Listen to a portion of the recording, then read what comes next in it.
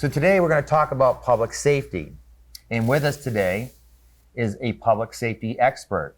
My name is Brian Apoka. I'm the Director of Public Safety here on our campus. My role here as the Director of Public Safety is managing a few safety departments as well as emergency management across the campus. So the main goal for my job is to ensure the safety of the residents as well as the associates and visitors while they're on our campus. It's a big job. Yes. If I'm not mistaken, you have over 1,000 residents that live here. Yeah, we have a little over 1,000 residents and a little right at 1,000 employees as well. That's a big responsibility. Yeah. And what kind of a background does someone need to have for this type of work? Well, my particular background started in the Air Force as a firefighter, EMT. I worked my way up through the ranks in the fire service, did some dispatching as well as a little bit of risk management and emergency management, some blending them all in together here on our campus with the departments that I have. It works well. One of the subjects that we want to talk about is personal hygiene. And how it relates to working in environments like housekeeping, laundry, building maintenance. You know, why is that important from a public safety point of view that we pay attention to personal hygiene? Personal hygiene is very important, not just in those fields, but all fields. Personal hygiene, you want to keep up with that because you want to help keep your body healthy and to be able to fight off bacteria. So taking a shower and bathing every day is very important. Washing your hands frequently throughout the day, washing your hair and keeping up and wearing deodorant are all things that everybody should do to be able to keep up the safety of themselves. As far as others keeping up with your hygiene, it's important to keep up your hygiene so you're not passing on those bacteria that you're carrying onto others. So if you're walking down a hallway and you're rubbing up or holding onto the railing, that your hygiene is important when it comes to those tasks. Opening a door is another example of keeping up with that hygiene. So we're talking about like touch points. Touch points, yes, definitely, as well as your presentation. You know,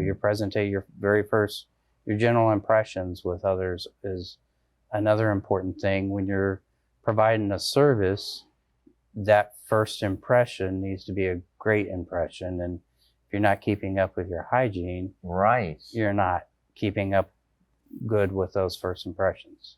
Yeah, I mean, you talked about EMS. I mean, you can imagine you're having a serious situation and you need some help, and then an EMS person showed up and they look slovenly and they're dirty and they, yeah, you wouldn't give you a lot of confidence that person is going to help you.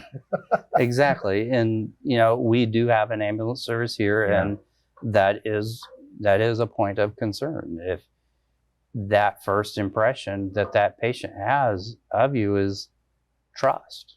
Right. Do they trust that you can provide treatment to them to be able to take care of them? Wow. That first impression is important there. So in terms of the positions, I mean, I think we've already touched on it, but let's expand on this idea about how it's important for everybody in the organization, regardless of position, that personal hygiene is a paramount, first step for everybody. In the sense of as far as their responsibility to the organization and themselves and others, right? Right. Yeah. You want to take pride in yourself and be presentable as well as be healthy for yourself and for others. Right. With that hygiene. So just to quickly go over, so on a daily basis, let's just run down the things that people should not take for granted. These are things that are top of mind, before they walk in the door to work. What do we need to be doing? You want to ensure that you bathe daily. Mm-hmm. You want to make sure that you're wearing clean clothes. Yes. You don't want to be wearing clothes that you wore the day before. You want to ensure that you are continually washing your hands throughout the day to keep up with that hygiene that you provide it at the beginning of your day. You want to have that at the end of your day.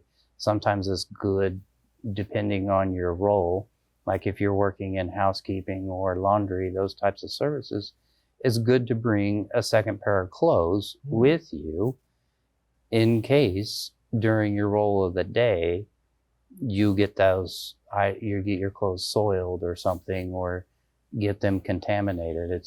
You want to be able to ensure that you can change out of those clothes so you're not taking that onto your next task.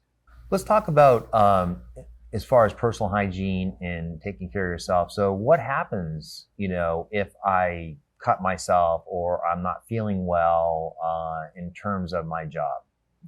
What are the parameters and guidelines we need to know about that? You really want to make sure that you follow your company's policies, but generally overall, you need to make sure that you report that to your direct report and ensure that you get treated for that injury. A lot of times you want to make sure that you pull yourself away from the tasks that you're doing to be able to report that. You don't want to continue on with the tasks that you're performing, then reporting that later. It's very important that you report that at the time of the event to your supervisor, to where you can get treated properly and get that taken care of.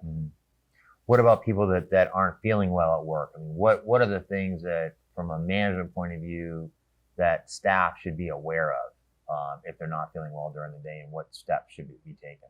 Recently, the pandemic that we've been dealing with really hones in on that. If you're not feeling well before you come to work, you really shouldn't come to work. Right. You should report to your direct supervisor and let them know that you're not feeling well.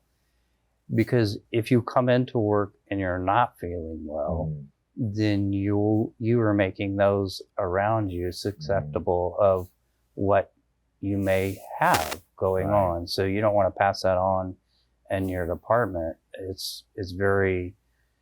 It may seem like the associate a lot of times will say, well, I didn't want to let the team down today, and I just had a small cold, and I want to be able to come into work and help the team. If I don't come in, we're not going to have anybody to do that.